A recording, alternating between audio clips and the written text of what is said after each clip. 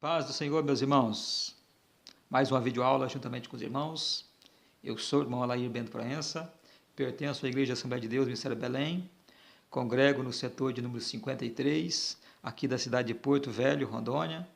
Estou aqui trazendo mais uma videoaula da Escola Bíblica Dominical, lição essa que é a lição número 9, aqui da lição, da revista de adulto, que traz por título aqui, Conhecendo a Armadura de Deus. Antes de mais nada, eu quero pedir para os nossos irmãos para que você venha nos ajudar aí no nosso canal, aí curtindo aí, aí do lado esquerdo aí do vídeo aí, vai estar aí o famoso joinha. Eu peço para os irmãos aí curtir aí, ajudando aí a gente, e também se inscrevendo no canal e ativando o sininho, que consequentemente o YouTube vai estar avisando você aí dos próximos vídeos que vão ser postados aqui no YouTube. Com esse mesmo porte aqui, que nós estamos trazendo aqui para os irmãos.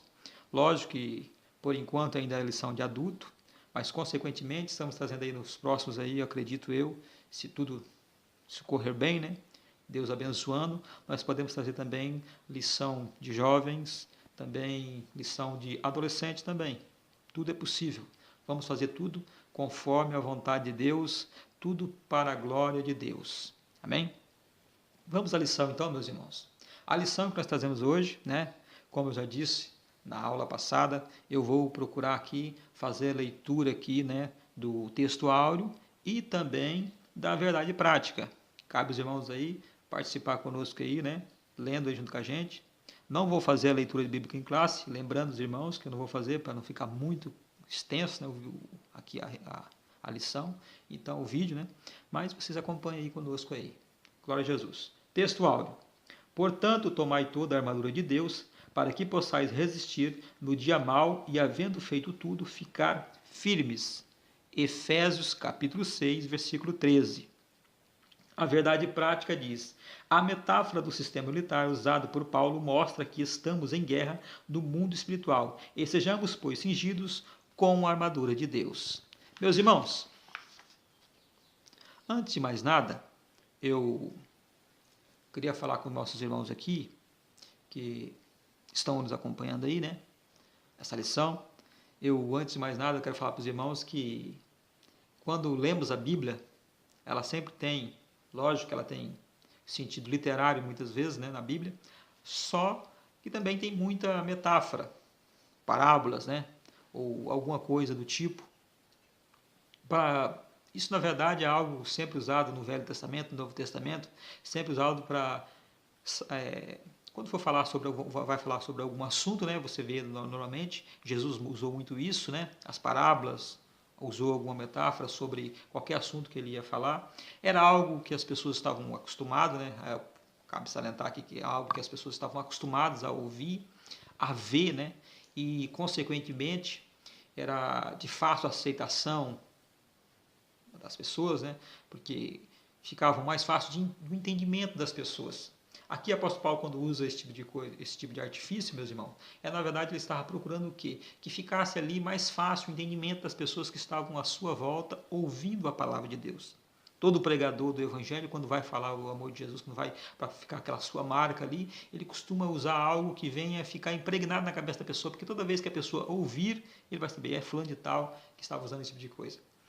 Também os professores também, lógico, os professores da escola secular, da escola pública, da rede pública ou particular, também usa esse tipo de termo, sobre essa questão de usar metaforicamente alguma coisa para ficar, como podemos dizer bem mais claro para os irmãos entenderem, é o seguinte, para ficar impregnado na mente da pessoa, que a pessoa possa entender muito mais fácil e que não venha fugir amanhã ou depois da sua mente aquela lição que foi tomada naquele exato momento que estava ali levando essa lição.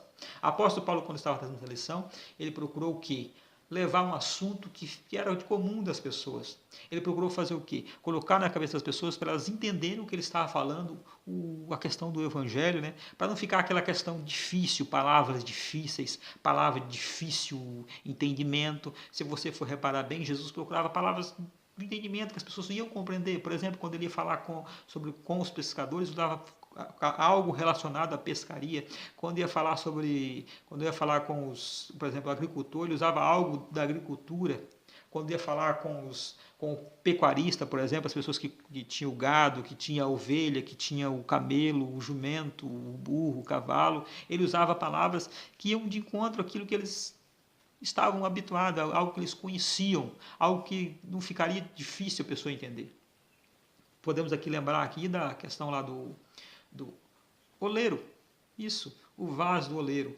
Se você chegar lá numa igreja, por exemplo, uma igreja pentecostal hoje, e chamar lá o vaso, falar sobre o vaso, a pessoa vai ligar, vai saber que está falando de uma pessoa, o vaso. Está falando de uma pessoa, não é o vaso lá, ele está falando de uma pessoa. O vaso é uma pessoa que está sendo usada por Deus, uma pessoa que serve a Deus, que procura fazer a vontade de Deus. É algo simples, que a pessoa está acostumada. Nós estamos acostumados a essa questão do vaso por causa dessa questão lá de Jeremias, quando falou que ele ia para a casa do oleiro.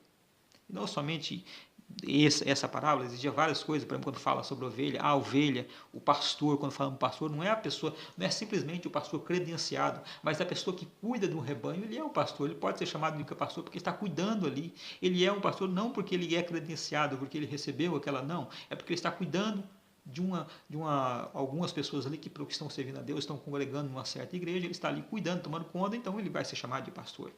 Então o que acontece? É algo que fica de fácil compreensão. Isso que o apóstolo Paulo estava usando o artifício que Paulo estava usando era esse. Pois bem, entendendo isso, vamos procurar entender então o que o apóstolo Paulo está falando aqui nessa lição, sobre a armadura, essa armadura que está falando aqui, está salientando aqui continuamente nessa lição. Pois bem, nós temos que aprender também sobre a questão de guerra. Lembrando que a guerra no Velho Testamento, meus irmãos, não é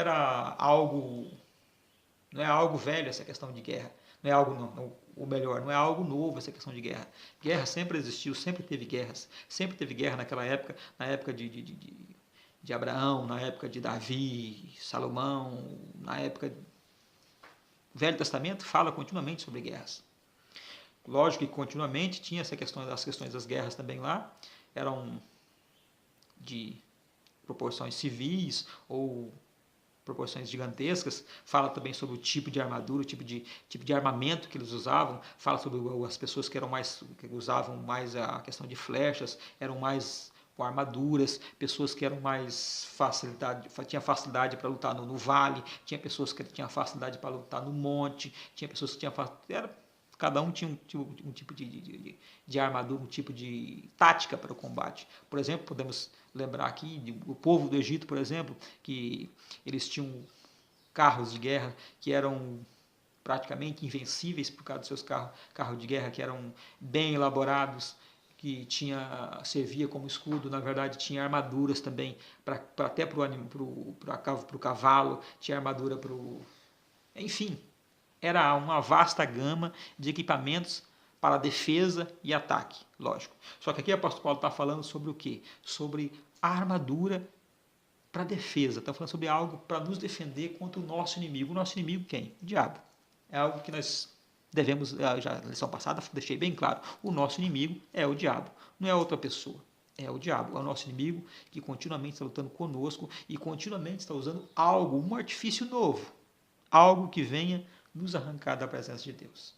Sabendo disso, vamos à questão, o sentido metafórico. O que acontece?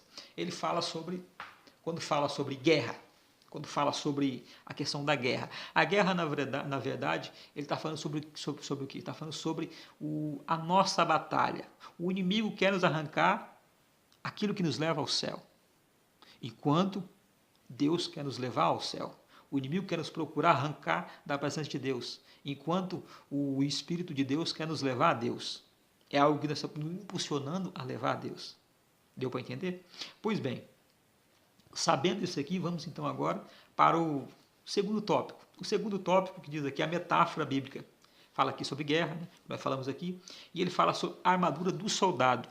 A armadura do soldado é o que acontece. Aqui o apóstolo Paulo, na verdade, ele sabia que ele estava falando sobre aquilo que ele estava acostumado a ver. Ele andava junto ali, continuamente via os soldados e, consequentemente, os seus ouvintes, as pessoas que ouviam Paulo falar, Paulo pregar, quando Paulo enviava uma carta, mandava uma carta, algo relacionado à pregação do Evangelho, as pessoas que estavam recebendo aquela mensagem, que estavam recebendo aquela carta, eles sabiam do que Paulo estava falando, porque eles estavam acostumados com aquele tipo de coisa. Roma estava dominando praticamente o mundo todo, então continuamente se via soldado pelas ruas, continuamente se via soldado fazendo algo relacionado ao governo de Roma. Nós vemos o centurião que aceitou a fé, nós vemos o centurião que o Cornélio também, que era um homem era um soldado.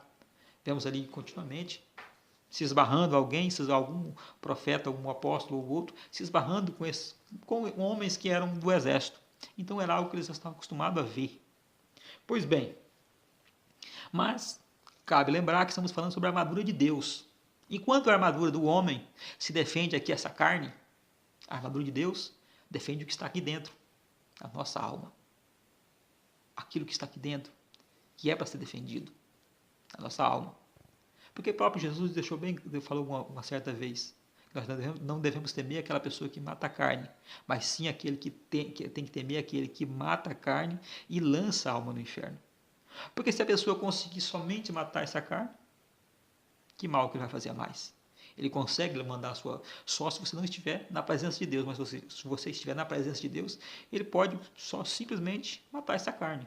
Ou seja, te arrancar dessa posição e levar para uma posição melhor.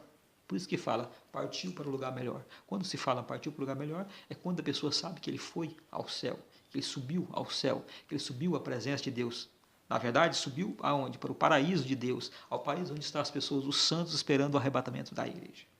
Mas isso é um outro assunto. Estamos falando aqui sobre a armadura que nos defende. Vamos aqui ler aqui no segundo subtópico aqui desse tópico, da metáfora bíblica, diz assim, mesmo depois de tomar toda a armadura de Deus, o apóstolo nos exorta a ficarmos firmes. Depois da vitória do soldado romano, permanecia em pé e vitorioso. Paulo acrescenta, sendo cingidos os vossos lombos com a verdade. Sendo cingidos os vossos corpos com a verdade. Quem é a verdade? A verdade é Jesus. Aí por que nós temos cingido a verdade? Pelo seguinte, enquanto você estiver na mentira, você não vai ter vitória. Enquanto você estiver sem a verdade, você não tem como erguer aquela taça da vitória. Preste bem atenção a uma coisa que vai acontecer. Toda vez que a pessoa procura, na verdade, andar junto com, procurar vir na igreja, ficar um tempo na igreja, se ele estiver usando de mentira, ele não vai permanecer. Isso é bíblico, isso é algo que não vai acontecer. O que acontece? Agora, se ele estiver na verdade, estiver cingido a Jesus, que é a verdade, estiver na sua vida, estiver ali te protegendo, estiver ali continuamente no seu dia a dia, no seu andar, no seu levantar, no seu deitar, no seu... Enfim, em todos os tempos da sua vida, ele está protegido, porque a verdade vai proteger. E a verdade vos libertará. É algo que devemos colocar em mente, não é algo difícil de se entender quando se fala sobre esta armadura, a armadura de Deus. E vamos à couraça da justiça. É uma armadura defensiva em forma de manto de ferro feito de couro, tiras de metal e escamas de bronze. Sua função é proteger o pescoço, o peito, os ombros e o abdômen.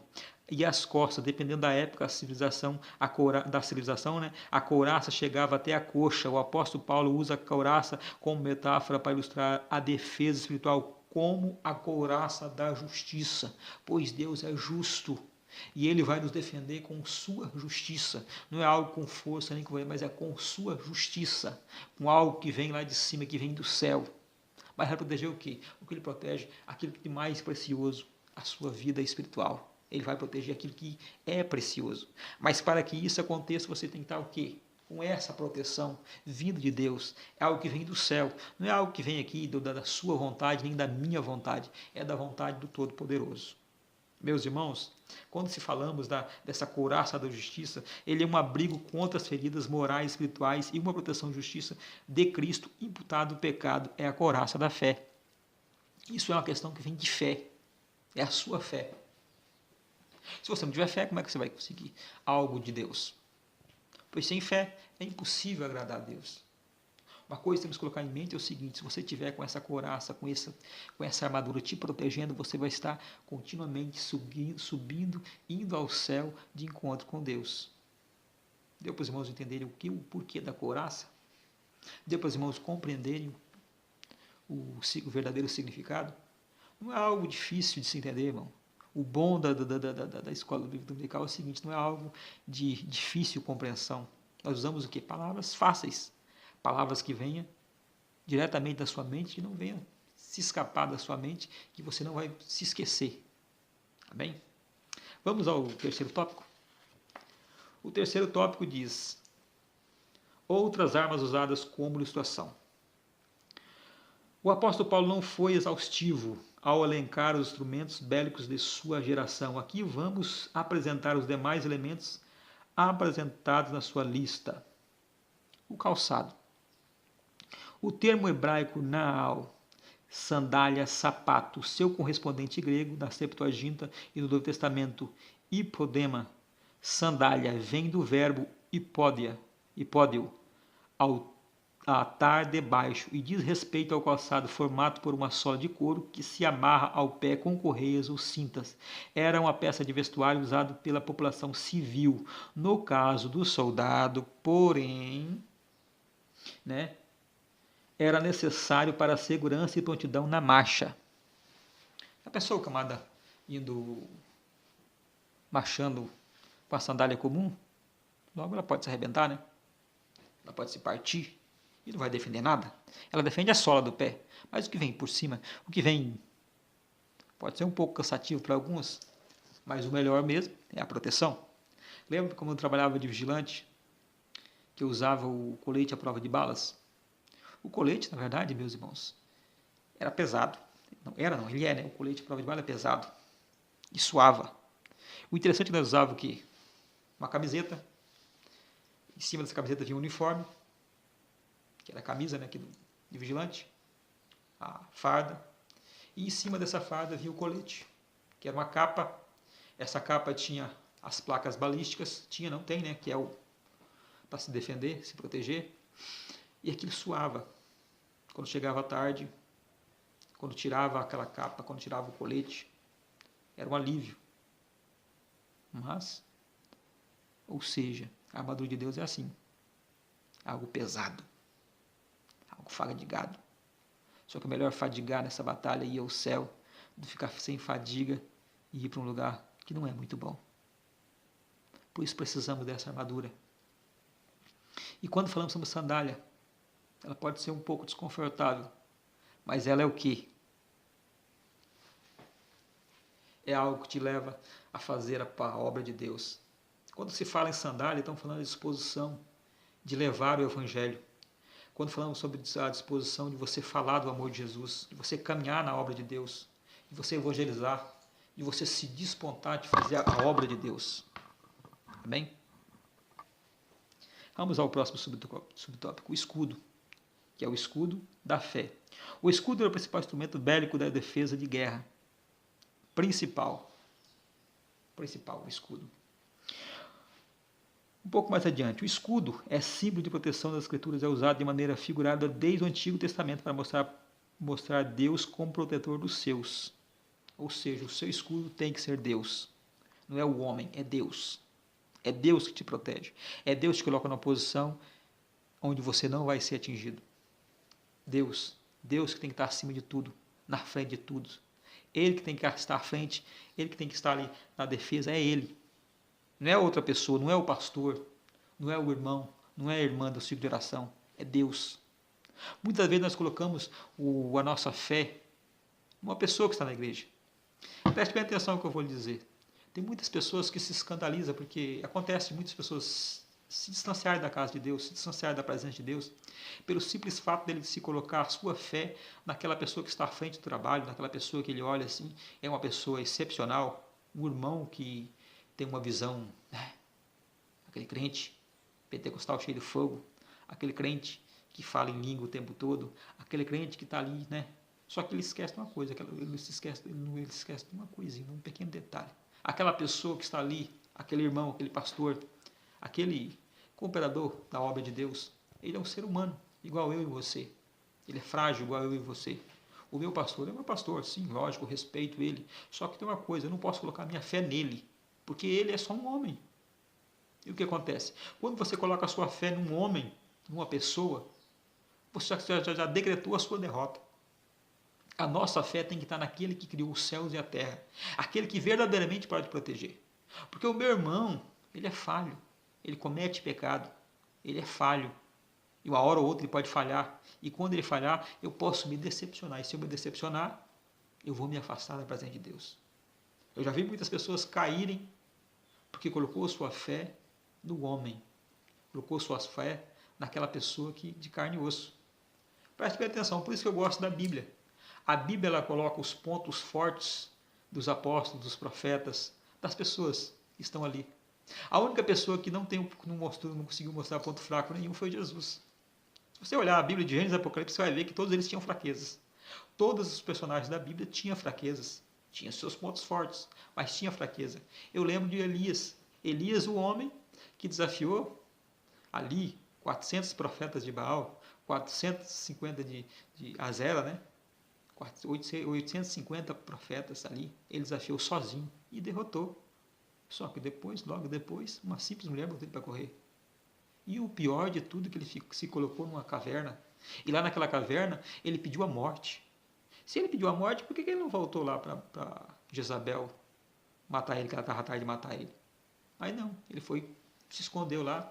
E para piorar ainda, ele achou que ele era o único. Ele colocou na posição lá e Deus falou, mas o que você está fazendo aqui, Elias? O que você está fazendo aqui, Elias? O que fazes aqui? Aí ele olhou assim e falou, dos seus profetas, mataram todos, só eu fiquei. Só eu aqui, ó. Eu. E se eu morrer, quem é que vai falar do seu amor? Quem é que vai profetizar? Quem é que vai levar a palavra? Aí Deus olhou assim e falou, não. Ainda tem 7.000 que não se dobraram para o Baal. Você não é um irmão. E tem a coisa, se você desistir agora, Elias, eu tenho 7.000 opções. 7.000 opções. E tem mais uma. Quem vai fazer a mesma obra mesmo é Elias. Eu ia fazer mais do que você ainda. Foi o que aconteceu. Ele era um homem falho. Ah, mas ele foi arrebatado. Sim, mas ele era um homem falho. Abraão, o homem, né, conhecido lá, né, o pai da fé. Mas faltou-lhe fé naquele momento que ele mentiu, falando que a sua esposa, Sara, era sua irmã. Mentiu, era falho. Se eu estivesse ali com a minha fé em Abraão, por exemplo, o que ia acontecer? Se eu colocasse a minha fé nele, o dia que ele desse essa falha, perdi a fé. Então o que devemos colocar? O nosso escudo tem que ser Deus. É Jesus e acabou. O homem é falho, mas o meu Deus é poderoso. E ele vai me defender. E eu vou permanecer firme e forte, porque ele é meu escudo. É isso que você tem que colocar na sua mente, meu irmão. Que Jesus é o seu escudo. Que Deus é o seu protetor. É esse o verdadeiro significado aqui, o escudo da fé. Vamos ao capacete da salvação. Não é muito diferente, não. Quando falo do escudo, defender o corpo. Mas o capacete é defender o quê? A sua mente. Olha aqui o que ele fala aqui. Ó. Presta atenção. A expressão paulina, espada do Espírito, refere-se, né, que está falando sobre a espada. Mas aqui, ó. Tendo o capacete a esperança da salvação, a espada literal é uma arma de ataque. Ele fala sobre o capacete e fala sobre a espada. Quando se fala sobre o capacete, é para defesa da sua mente, daquilo que você tem aqui, o seu intelecto. Porque se o diabo conseguir driblar o seu pensamento, colocar pensamentos que não sejam de Deus, que seja contra a vontade de Deus, é por isso que acontece, muitas pessoas estão pregando o evangelho, falando do amor de Deus, fala, chega num ponto, ele vomita aquilo que ele falou. Ou seja, o diabo colocou na mente dele algo errado, a sua cabeça não estava protegida, não tinha proteção. Aí colocaram algo ou seja, aquilo que era pecado não é mais pecado, aquilo que te jogava contra Deus, não te joga mais. Você deu para entender agora como é que funciona? Esse é o capacete. E quando fala espada é o que? A palavra, a Bíblia, a palavra de Deus. Se ela é a verdade, é ela que é a minha defesa. Ela julga. E tanto o interessante da espada é que o seguinte, não fala a Bíblia é a espada de dois gumes, porque ela tanto corta para frente quanto corta para trás. Ela corta aquela pessoa que está ali tentando me atingir, mas também corta aquela pessoa que está usando a palavra. Por isso que quando estamos em cima da tribuna pregando a palavra de Deus, uma coisa que temos que colocar em mente é o seguinte: quando estamos falando, ela está falando conosco, com todos nós, não é só aquela pessoa que está lá embaixo, como dizem, né? A plateia, né? Mas não é a plateia, ali é onde está recebendo ali o melhor, né? a pessoa que está sentada lá recebendo ali, aquilo tanto faz cortando para lá quanto para cá. Eu costumo dizer o seguinte, que quando eu estou ensinando, estou aprendendo também.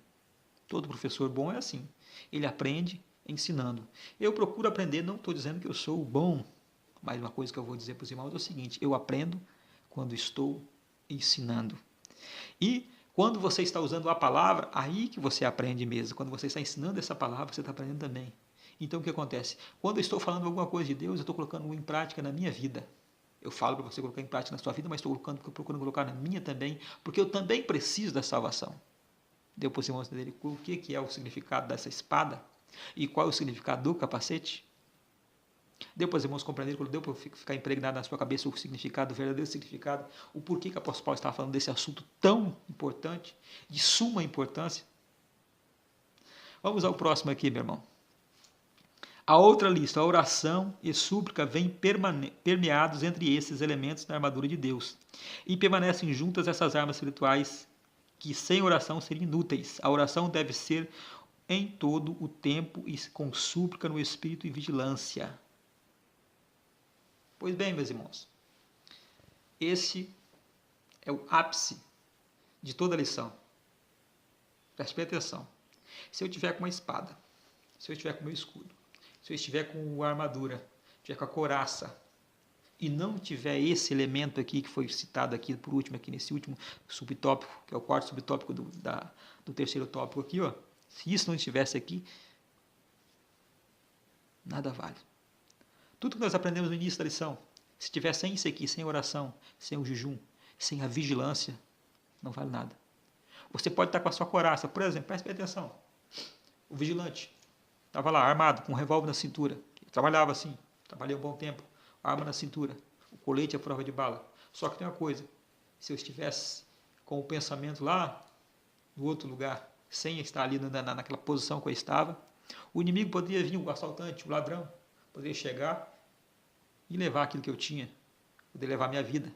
Porque se ele colocar uma arma na minha cabeça, como é que eu vou me proteger? Se pegar eu sem estar vigilante, o que poderia acontecer? Ele ia levar a arma, ele poderia me matar, poderia levar tudo, dinheiro, os pertences aí que eu estava procurando defender, levava também. É isso que acontece. Você pode estar com tudo isso que nós citamos no início, só que se você estiver sem oração, sem o jejum, não serve para mais nada.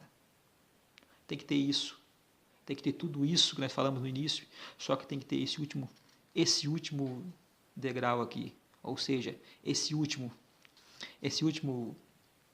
podemos dizer aqui, como da receita sua aqui, se faltar esse ingrediente, vai ficar sem sabor. Se faltar esse ingrediente aí, ó, acabou. É a mesma coisa de você cozinhar lá, ó, você lá na sua cozinha fazer aquele macarrão. Não, vamos falar aqui daquela feijoada. Se você colocar na sua feijoada lá, podemos dizer aqui, o feijão preto, o toicinho, aquele pedaço de linguiça, né? Você colocar tudo nisso aí. Só que você esquecer do sal. Sem sal, como é que vai ficar o feijão? Não vai ficar bom. Pode estar lá com o toicinho. Pode estar lá o feijão lá, ó. Pode ter tudo. Pode ter até o feijão lá. Pode até chamar de feijoada. Só que sem o sal, não vai estar bem. Então esse aqui é o sal que tempera tudinho. Que tempera toda a nossa armadura. É a oração, o jejum e a vigilância. Acima de tudo, a vigilância. Você tem que estar vigilante dia após dia, todos os dias da sua vida. Não interessa o tempo que passe, se você estiver vigilante, o inimigo não vai ter como vir e te acusar de nada. Se você estiver vigilante, o inimigo pode tentar de todas as maneiras, mas não vai arrancar a paz que está na sua vida. O inimigo pode tentar de todas as maneiras rodear, vir, enviar, mandar os enviados dele lá do inferno, trazer tudo que ele tentar fazer, mas se você estiver em vigilância com Deus, você vai estar protegido pelo poder do Todo-Poderoso. Amém? Concluindo, meus irmãos. Os crentes precisam desta armadura de Deus ainda hoje. Preste bem atenção, ainda mais hoje, onde o inimigo está cada vez mais audacioso. E o interessante, ele está entre nós, entre os crentes, porque existem pessoas que se dizem crente, mas continuamente estão pregando um evangelho que não é o evangelho de Deus. Isso é algo que estamos vendo continuamente. Pessoas que estão infiltradas no nosso meio, ou seja, inimigos nossos que estão infiltrados no nosso meio, procurando nos arrancar a fé genuína que leva ao céu. Amém? Espero que tenha aqui, juntamente com meus irmãos, ajudado com essa videoaula aqui, nessa lição de número 9. E eu peço para os irmãos que Deus abençoe a cada um dos meus irmãos, mas eu vou pedir também aos irmãos que os irmãos me abençoem aqui, ó. Me ajuda com o joinha aí esse, né, o dedinho aí, do lado aí esquerdo do vídeo. Se inscreva no canal e que Deus abençoe cada um de vocês. Não esqueça também de ativar o sininho. Amém? Paz do Senhor e que Deus abençoe a cada um.